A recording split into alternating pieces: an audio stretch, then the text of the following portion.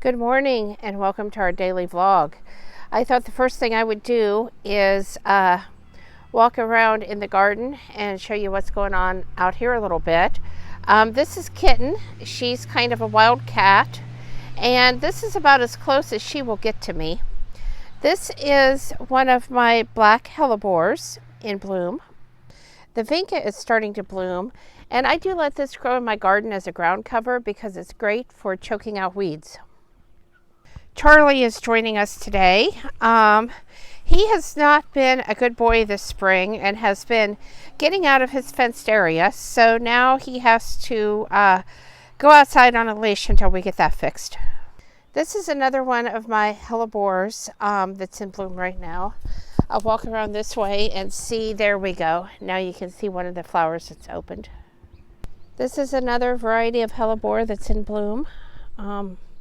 I know you probably can't see those flowers real well because they are down facing, but they really are very pretty.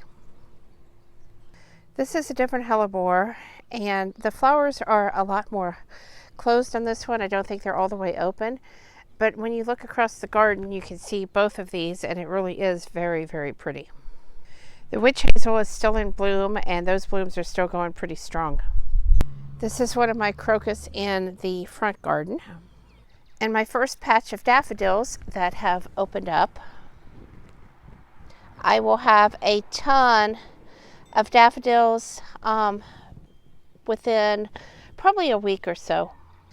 Okay, we're back up to this patch of double snowdrops, and this one does seem to be open today. Look at that. Isn't that absolutely gorgeous? Most of the snowdrops have faded, but I found this one here, and I wanted to show you the difference. I believe this is the giant snowdrop, but you can see the difference in what they look like.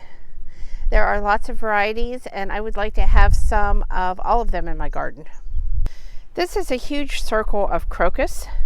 I have planted this around some lilies and inside of some peonies or pineys, whichever way you say that, because I know some people call it peony and some call it piney. And eventually these will naturalize and cover this entire area.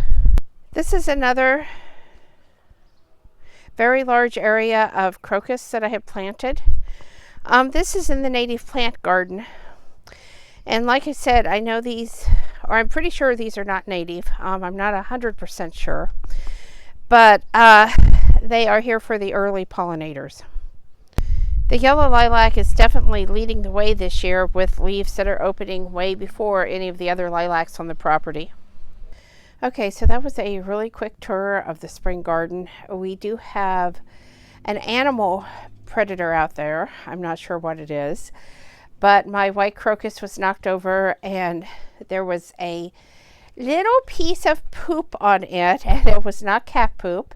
And I noticed some other in the yard. So we're going to have to find out what that is. I thought I smelled skunk at one point. So hopefully it's not a skunk, but I suspect it's more like a coon or something. So we're definitely going to be finding out what that is and dealing with that. I'm off to the cancer center for another appointment today. So we'll be back later to let you know what's going on.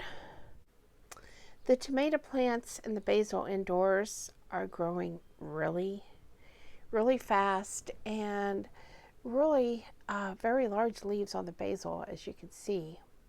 So I do believe these grow lights are definitely helping the situation. I have not seen stems this thick on indoor grown plants in the past. And so I know you're waiting on the update from the doctor.